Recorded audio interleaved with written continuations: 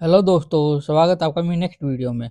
आज हम करेंगे हिंदी डिक्टेशन जो कि 80 शब्द प्रति मिनट से रहेगी। चलिए शुरू करते हैं।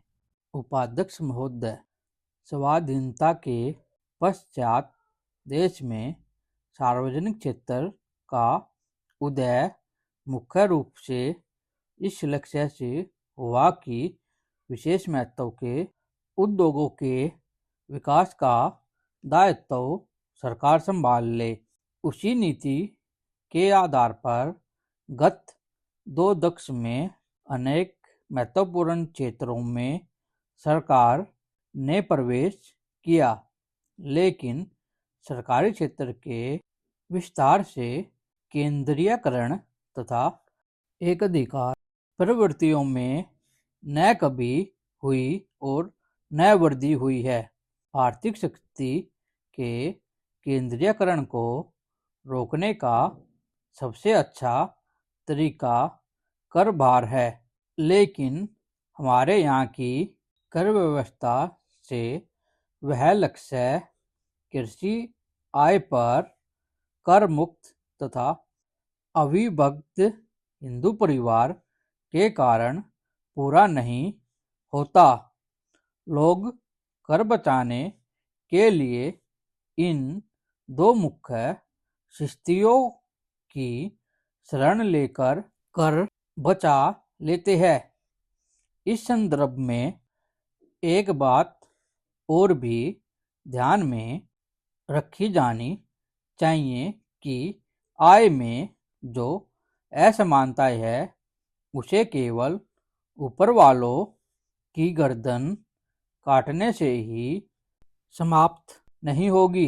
असमानता मिटाने के लिए हमें उत्पादन बढ़ाना होगा ताकि आम आदमी का जीवन स्तर ऊंचा हो सके।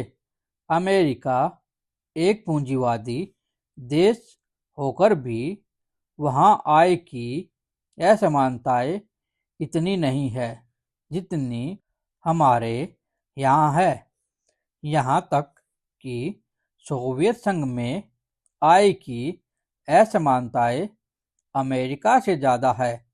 भारत में सरकारी क्षेत्र को लीजिए, एक छोटे चपरासी को 500 रुपये मासिक मिलता है और सरकारी उद्योग के प्रमुख प्रबंधक को 10,000 रुपये मिलते हैं।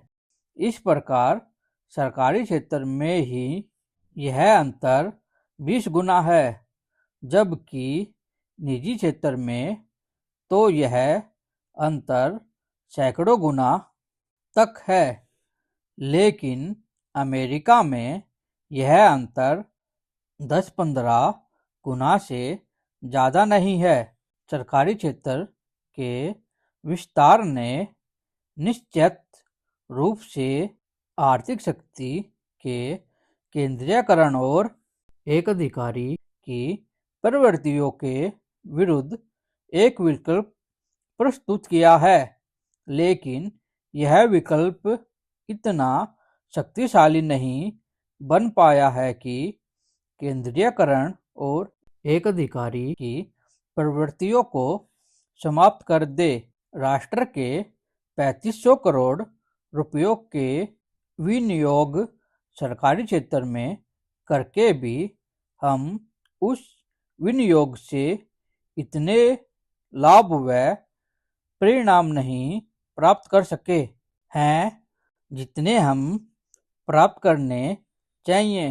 सरकारी क्षेत्र की इस दुर्दशा के अनेक कारण हैं, जिसमें मुख्य है कुशल प्रबंध का अभाव तथा लोगों में कठिन परिश्रम करने की नैतिक भावना की कमी। आज चारों ओर भ्रष्टाचार का बोलबाला है। छोटे से कर्मचारी से लेकर बड़े बड़े अफसरों तक में यह भ्रष्टाचार फैला हुआ है। आयोजित काम करने के लिए भी घूस देनी पड़ती है, तभी वह कार्य होता है, नहीं तो लोगों को परेशान किया जाता है।